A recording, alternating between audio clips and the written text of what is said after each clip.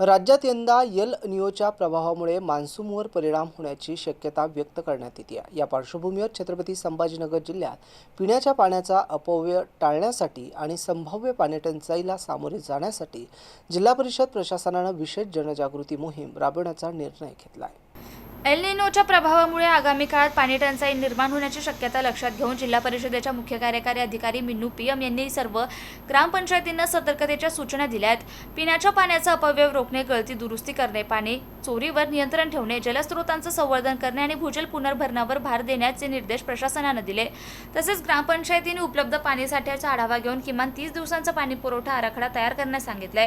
टँकरद्वारे पाणीपुरवठ्याची गरज भासल्यास त्यासाठी आवश्यक नियोजन करण्याच्या सूचना देण्यात आल्या आहेत। गावोगावी जनजागृती मोहीम राबवून नागरिकांनी पाण्याचा जपून वापर करावा असं आवाहन करण्यात आलंय। पाणी ही जीवनरेखा असल्याने प्रत्येक थेंब महत्त्वाचा आहे, त्यामुळे पाणी वाचवा आणि पाणी जिरवा। तसेच भविष्यातील पाणी टंचाई टाळण्यासाठी प्रशासनाला सहकार्य करा असा संदेश या मोहिमेतून देण्यात आला आहे।